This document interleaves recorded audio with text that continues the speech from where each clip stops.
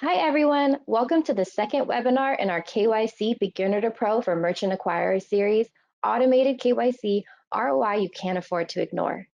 This session has been pre-recorded, but our speakers are available via live chat for any questions you have in real time, so feel free to reach out during the presentation. I'm going to give a few more minutes for those who are still logging in, so please sit tight and then we'll get things going.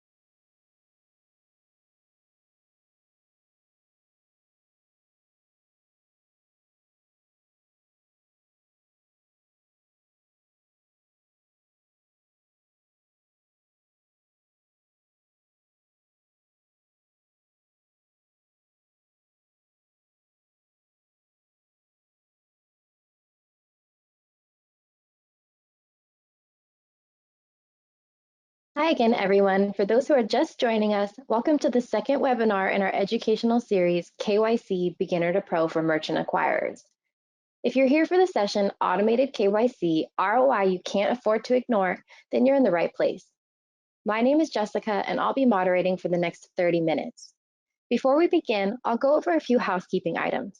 In your GoToWebinar panel, you'll find a copy of our presentation deck and links to some additional resources.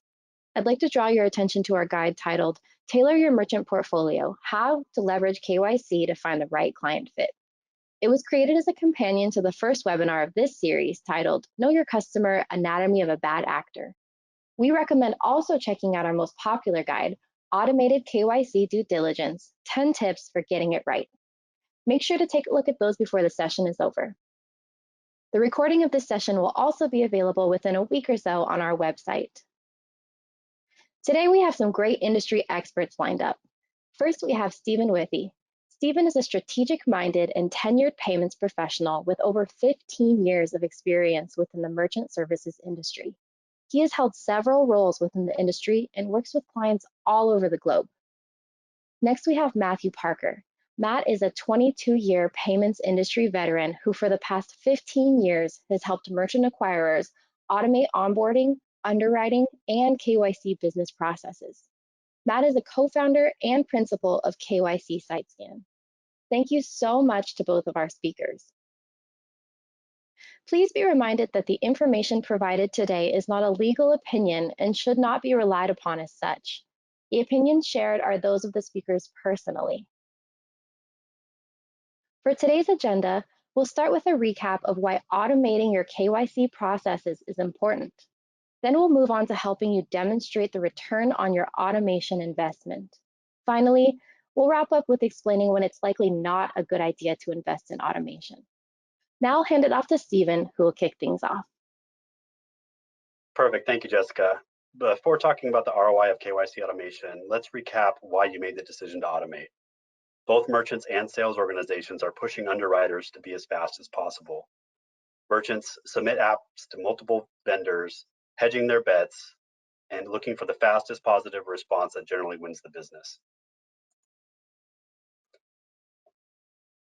But for merchant acquirers, faster decisions means more risk, and scalability is an issue. With the seasonality, the marketing relationships, etc., the peaks and the valleys, being able to scale and handle those peaks becomes quite a challenge when underwriters are forced to still keep things within the same time frames. So keeping consistency and quality during scaling is extremely important, making KYC super important. Just to recap, I figured it'd be good to talk through why KYC again. When you're reviewing things, it's important to understand that it's more than just avoiding fines. You really truly want to understand what the merchant sells, finding that right merchant fit, seeing if they fit within your wheelhouse, validating that the business is legitimate. Do they have the appropriate registration? Do they have the right signage? Is it a real business that's selling what they say that they're selling? And it goes beyond that into looking at things like preventing fraud, ruling out obvious bad actors. The whole point should be to not only ensure that the merchant is who they say they are, but also protect the ecosystem. We often see that some acquirers don't do thorough KYC, which just hurts everyone. Beyond that, there's the bank mandate for doing KYC. Again, this goes back to preventing fraud and ensuring compliance. Many things to look for, like corporate ID theft, rip-offs, repeat offenders. Those all go into the what of component of this as well. And lastly, there's the how. Thorough KYC requires checking dozens of sources and databases, and it's not only the manual research associated with the slow and waste of highly trained resources, but people get tired. They make mistakes, opening your company to compliance violations, fines, and reputational damage. What we're finding is that a lot of these attendees of these sessions are likely still doing KYC manually. Problem is, this creates bottlenecks as the underwriters are spending 90% of their time doing data aggregation and 10% doing analysis. This distracts from new verticals and or requirements that are entering the payments stream that really do require that specialization and that attention from those underwriters. Some of the other components is, like I mentioned before, humans are inconsistent and get tired. This again increases your risks of fines, as well as the other things previously mentioned. Not only that, but competition standpoint. Being able to underwrite applications faster puts you in a more competitive spotlight. And the attendees know the pain of manual KYC. I don't need to spend that much time there. But I just do want to mention that automating KYC frees underwriters to focus on revenue generating decision making. It eliminates the chore, reduces the cost, increases accuracy, improves compliance, and enables streamlined underwriting. With all that, I'll go ahead and turn it over to Matt. Great, thank you, Stephen. So if you've made the decision to automate, or if you would like to automate, very often you may not be the one who makes that final decision. Maybe you're an influencer, but very often there's a chief financial officer or a head of risk or the CEO, and very often they want to know, well, if we're going to be changing the way that we do things around here, is that going to have a cost impact? And if it does have a cost impact, of course, what is the return on investment of bringing a new cost into the organization? So very often the last part of trying to get KYC automated into your organization is justifying the cost and performing an ROI, return on investment analysis. And it's very useful to do that for the decision makers rather than having them have to do the work. So this is a new cost that you're bringing into the organization. You're trying to justify this new cost and show how you're going to displace other existing costs today. And it's a combination. When you're doing ROI, there's hard ROI, which is very objectively quantifying costs as they exist today and showing then how the new way of doing things is going to displace those costs, lessen those costs, and it will be a net reduction in costs or some other improvement that justifies the cost. So we'll be running through that in just a few minutes using an ROI calculators, because as they say, numbers don't lie. But there's also a softer ROI, and we're going to talk about that as well, because there's significant benefits that might not be as easily quantified in dollars and cents, but are still important to your organization. So let's first talk about hard ROI.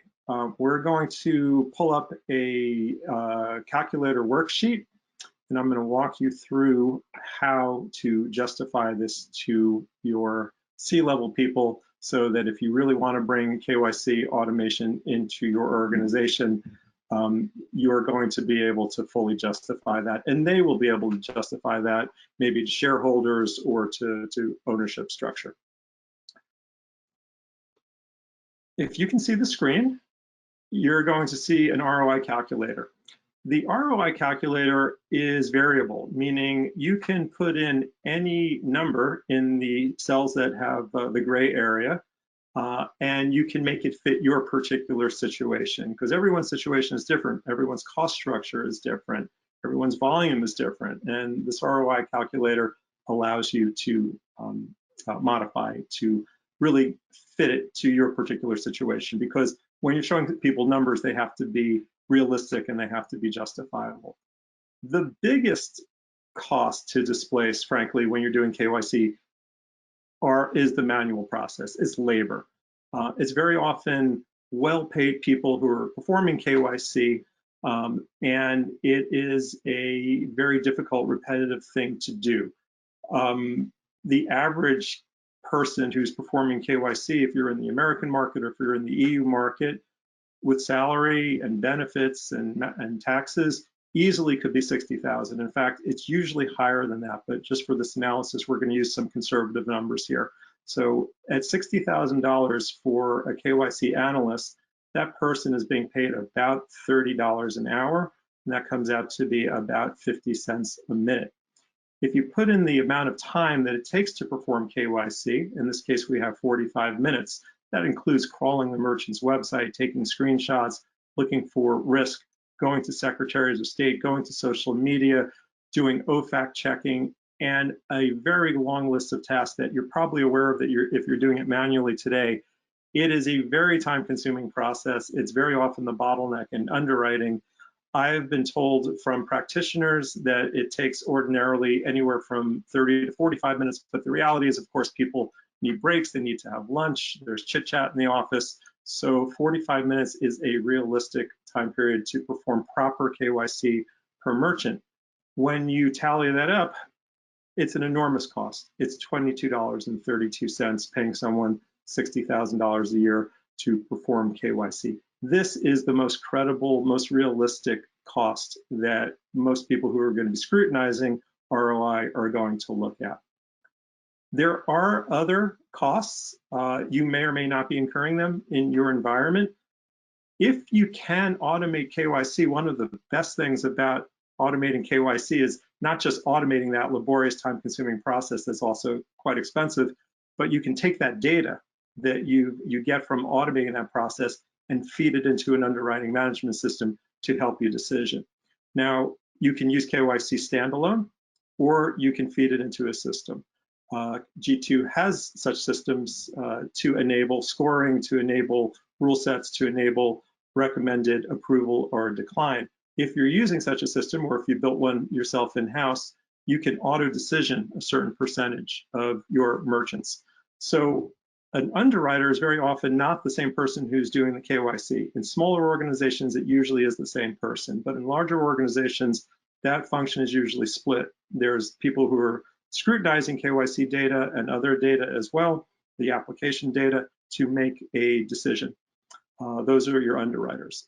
We're also, just for this ROI calculator, going to put them at 60,000. That is low. Most, as you're probably aware, most underwriters are making more than 60,000, but let's stay conservative. The amount of time saved by auto decisioning is important, and the percentage of applications that can be auto decisioned is also important. If we were to switch this, we have clients who do 65% auto decisioning. You can see if I switch this to 65%, that number that was in the $+ range now is $4.84. But I'm gonna set it back to 25% because we're staying conservative here with the cost calculations. In fact, for this, I'm going to put this at 0. I'm going to assume that you're using KYC as a standalone and you don't have it integrated into an underwriting management system. Let's move on to another cost center. The time it takes to approve a merchant, if it takes a day, let's say an application comes in the afternoon, KYC is backed up, it's a bottleneck, everyone knows that, it takes all of this time to do that. You might not get to underwriting this merchant for a day or maybe even 2 days. Every day that you wait is revenue to your acquiring shop that you can never recover. And the industry average is about $10 per merchant per day of revenue. So if a merchant applies to you on a Monday, but you can't underwrite them until a Tuesday or Wednesday, you've just lost $10 or $20 that you can never recover. So that is a very credible cost that very often does not get factored into underwriting. Right here, we have 1 day. We're going to save 1 day. If you're saving 2 days, if you're very backed up, it would be $20. You can also change this in different areas of the world. The average revenue per merchant per day is different. So let's say you're in Asia, it's a little bit less. In certain areas like South America, it's considerably less than $10. But this ROI calculator lets you put in your own numbers. Another cost that very often gets overlooked is materials and data storage. The card brand rules are that you must save your decisioning information for up to 7 years. That has a cost to it that most shops don't fully appreciate. This is a very conservative number, that aggregating that information, retrieving it, showing it to examiners, storing it either electronically or physically is about $2 over that 7-year period. So here's our subtotal right here. The total cost of manual KYC and underwriting per merchant, and remember, in this case, we put the underwriting at 0. We're not getting the benefit of that KYC data to underwrite. If we had put it in, this would even be higher. It's a very high cost. It's about $34 in this case per merchant.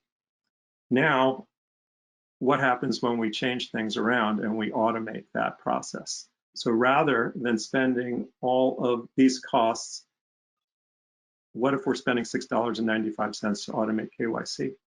Okay. If you're doing that, and that's about an average cost, it varies based on volume. It could be a little higher, it could be lower, depending on the volume of your shop. But I would say the average is about $6.95 for KYC reports and data. In this case, we subtract $6.95 from 34, and we have saved $27.37 per merchant. Multiply that by the number of merchants that you might be underwriting in a year. 2,400 would be 200 merchants a month, and your cost savings is $65,691. That's a very significant, that's a full-time employee right there. And there's a reason why 2,400 is sort of a magic number, 200 a month. If you're doing less than 200 a month, it's great to automate. I think everyone should automate, but unless you're displacing a cost, in this case, it's labor, over that 200 a month, you're going to have to hire more people. Jane or John cannot do 300 a month or 400 a month on their own. At around 150, 200 a month, you're going to need to hire, train, retain, supervise another full-time employee. And as we've seen, full-time employees are expensive. So at the 150 to 200 level, that's really the magic number. However, you are still going to save money if you can use Jane or John's labor in better ways, such as having them underwrite versus aggregate all of this KYC data. So even if you're processing less than 200 or 150 merchants per month onboarding, you're still going to be able to cost justify this. But when you get over that 200 a month, oh boy, it's so easily cost justifiable using this ROI calculator. There is one other line item here. A lot of our clients occasionally need to re-underwrite, especially their higher risk merchants on an annual basis. Automating that KYC process, let's say it's 1,000 merchants in your shop that you need to re-underwrite, you can see that kicks up the savings even more, the ROI savings. So it's quite a compelling argument to make to your CFO, and we'll tell you a little bit at the end about how you can get access to this document so that you can hopefully make your case. And now we'll focus a little bit on the soft ROI. So moving away from the hard, cold numbers to other softer benefits that are really important and quite compelling, but just not as objective. So from a C-level point of view, consistency is very important, especially like Stephen was mentioning during scaling events. Very often, I think most people on this call know that underwriting can be seasonal. You can do marketing, you could have new business relationships, and you can have a lot of spikes and valleys.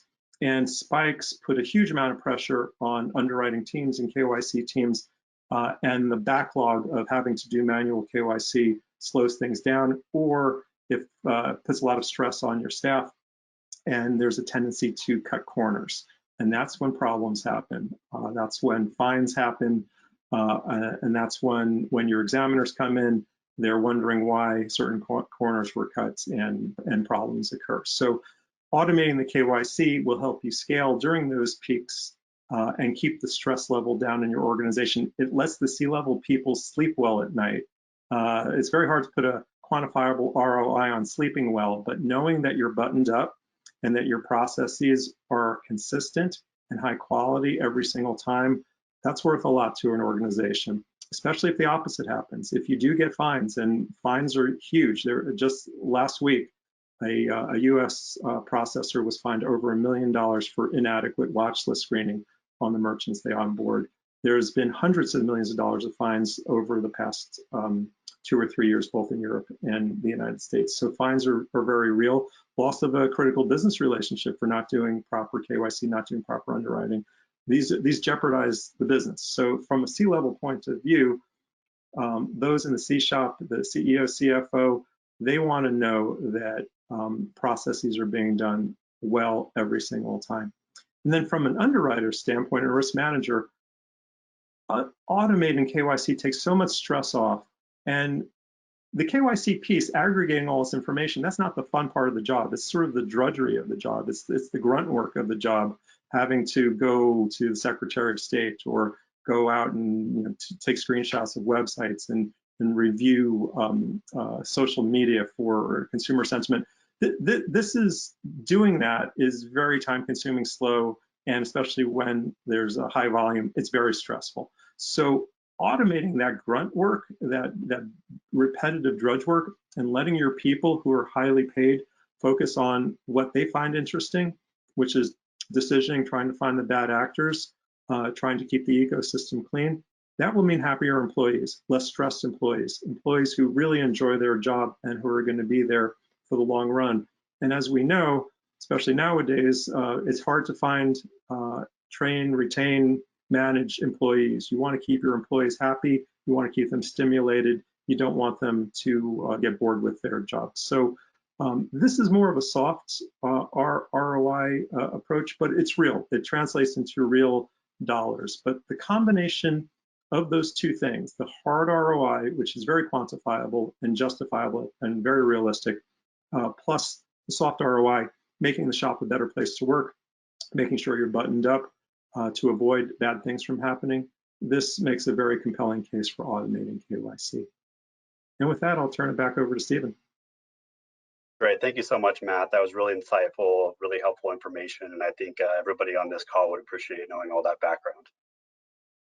Now, taking all of that into consideration, I would like to talk through when not to automate. And really, there's one scenario that really fits, and that's when your underwriting team has the bandwidth to be able to process all the applications today, and you don't foresee the growth to be able to push that team beyond the existing limits of what they can process today, and what makes sense from doing this from a manual perspective. But what I would like to implore you is that if you do plan on automating, get ahead of the game. Far too often, I talk to clients globally who really wish that they would have had automation in place for when the volume did come. All too often, we find them ended up doing as a reaction to the volume rather than in preparation of the volume. And with that, I would like to direct you to some resources that we have available to you. If you would like to know more information and get this ROI calculator to be able to work through the process of talking to your teams about what automation would mean to your organization, please reach out to us at sales@g2llc.com, and we'd be happy to give you your custom copy of this ROI calculator for you to be able to use internally. And with that, I'll turn it back to Jess, who will cover the next webinar in the series. Thank you, Stephen and Matt. The third and final webinar in our KYC Beginner to Pro for Merchant Acquirers series, titled How to Pick a KYC Automation Vendor That's Right for You, will air on October 21st. To sign up, please visit our webinars page at www.g2llc.com/webinars. If you'd like to learn more, please visit the Resources tab on the G2 website. For your convenience, we've shared the link in the chat box of your GoToWebinar panel. This concludes our session for today. If we did not have time to address your questions during the webinar, we will be reaching out to follow up with you individually. If you have additional questions or comments, please email us at info@g2llc.com or connect with us on LinkedIn. Again, a big thank you to our speakers and to those of you who joined our session. Have a great rest of your day.